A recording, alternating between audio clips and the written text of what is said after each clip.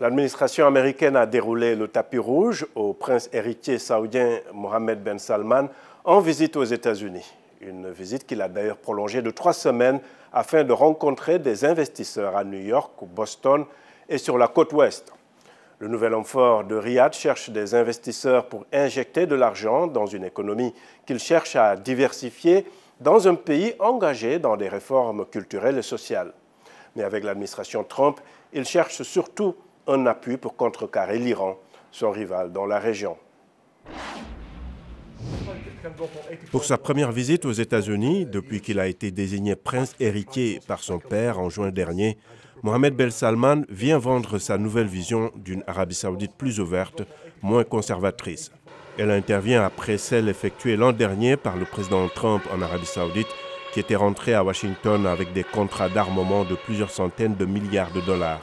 Et en recevant le nouvel homme fort saoudien à la Maison-Blanche, le président Trump n'a pas manqué de souligner ses liens commerciaux très forts. Et pour le président Trump, l'Arabie saoudite connaît bien la qualité des armes américaines, ce qui en fait un important client pour les États-Unis.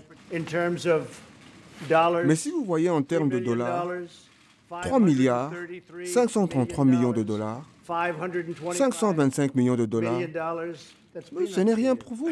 Vous devez augmenter. 880 millions de dollars. Le président Trump estime aussi que son administration s'est donnée pour mission de rétablir les relations d'avant Obama. Nous avons une très bonne amitié, de très bonnes relations. Je dois dire que nos relations étaient tendues pendant les années Obama, pour le dire modérément. Et là, nos rapports n'ont jamais été aussi bons. Et pour le prince Salman, au-delà des contrats commerciaux, la sécurité est au centre des priorités. Vous avez parlé des accords militaires dont le taux d'exécution est à plus de 50%. Nous sommes là aujourd'hui pour nous assurer que toutes les opportunités sont mises à profit et nous débarrasser de toutes les menaces sécuritaires pour nos deux pays. En réalité, aussi bien l'Arabie saoudite que l'administration Trump voient l'Iran comme une menace régionale. Le prince Salman a indiqué cette semaine que son pays allait se doter de l'arme nucléaire si l'Iran allait dans cette direction. Donc l'objectif est de mettre la pression sur Washington pour que les États-Unis se retirent de l'accord sur le nucléaire iranien. Il y a quelques réserves sur l'accord sur le nucléaire iranien, mais tant que le texte nous garantit qu'il ne développera pas l'arme nucléaire, ils l'ont soutenu. Mais malheureusement, ce n'est pas certain.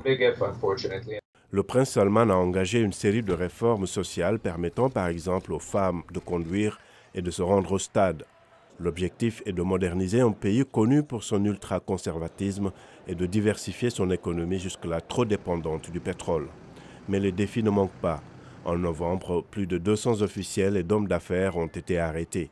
L'opération est présentée comme étant une volonté de lutter contre la corruption. Pour d'autres, il s'agit pour le prince de se débarrasser de ses rivaux. Ils veulent attirer les investisseurs, mais si vous êtes investisseur, pourquoi devriez-vous aller en Arabie saoudite si vous n'avez pas de garantie sur vos investissements, car l'État peut juste confisquer vos biens? Malgré les liens solides entre Washington et Riyad, la visite prolongée du prince Salman ne sera pas qu'une promenade de santé. Le régime saoudien fait l'objet de critiques sur son intervention au Yémen et sa politique anti-corruption très musclée, mais le prince Salman a aussi marqué des points avec sa politique d'ouverture. Et c'est sur ce message positif que la délégation saoudienne entend mettre l'accent. Abdulrahman Dia, VOA Afrique, Washington.